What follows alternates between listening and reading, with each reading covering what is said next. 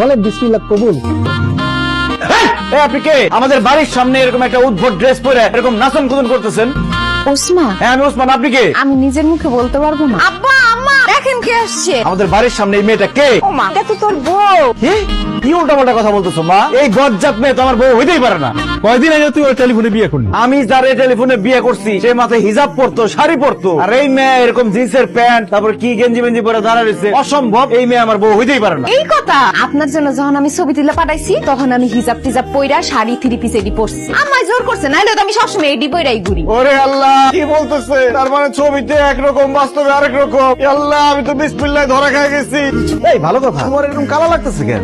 আমার গায়ের রং তো হালকা ডিপ, এর জন্য আমার কালো লাগতেছে। তোমার গায়ের রং কালা মানে? তুমি না আমার টেলিফোনে কইছো যে তুমি মোলার মতো ফর্সা, তোমার আত্মীয় স্বজন মজা করে তোমার সাদা মোলা ডাকে। ওটা তো আম্মা শিখাই দিছে দেখা বলছে, আমি নিজের থেকে বলতে চাই না। বেঈমান মিথ্যাবাদী, আমি তো আসলে সংসারই করুম না। এগুলো কি কষ্ট?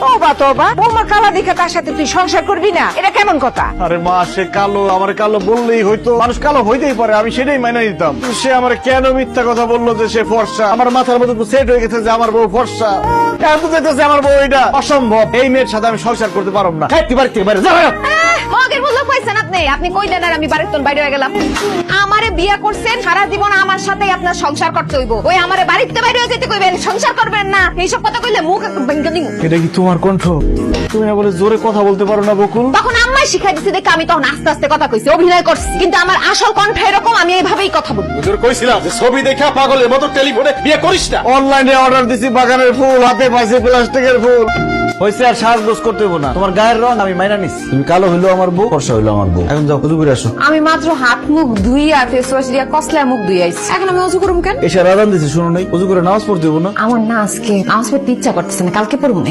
আজকে নামাজ পড়তে ইচ্ছা করতেছে না, খালি খাইতে ইচ্ছা করতেছে। খাওয়ার সময় তার কও না যে আজকে খাইতে ইচ্ছা করতেছে না, কালকে খাবো না। তাছাড়া তুমি যে আজকে রাতে বাঁচবা তার কোন গ্যারান্টি আছে? আল্লাহ না করে আজকে রাতে তুমি মরে গেলা, তাহলে তো বেনামাজি হিসেবে মরবা। নামাজ কেমনে পড়বো? শাড়িটা তো আধোয়া, আধোয়া শাড়ি পরে কি নামাজ পড়া যায় বলেন? এটা আধোয়া শাড়ি হইলে একটা পরিষ্কার শাড়ি পরে নামাজ পড়ো। মানে কি? আমি না নামাজের নিয়ম কানুন সূরা কিরাত কিচ্ছু পারি না। ইয়াল্লাহ, কি বলতেছো? তুমি নামাজের সূরা কিরাত নিয়ম কানুন কিছুই পারো না? আসলে অনেক ছোটবেলায় মুক্তবে গিয়ে পড়ছিলাম তো, কিছুই আমার মনে নেই, সব ভুলে গেছি। এই কত সকালে আমার আপনি কই নিয়ে যাইতাছেন? এই তুমি দাঁড়াইছো কেন? বসো। ও মা, এখানে বাচ্চারা আরবি পড়া শিখতেছে, না আমি বলতে। ওদের সাথে বসে তুমি আরবি পড়া শিখবা? তোমার কি মাথা খারাপ হয়ে গেছে? আমি কেন বাচ্চাগুলোকে বসে মুক্তবে আরবি পড়া শিখুন? কারণ তুমি সূরা কিরাত নামাজের নিয়ম কানুন কিচ্ছু জানো না।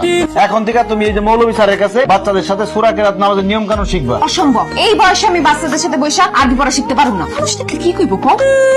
কি হয়েছে বৌমা? সে তখন থেকে কান্তাছো। আমার কান্দুম না তো কি করু? আপনার পোলা কি করতে জানেন? ভোরবেলা আমার মুক্তবে লয়ে গেছে ওই ছোট ছোট বাচ্চাগুলোকে আরবি পড়া শিখতে।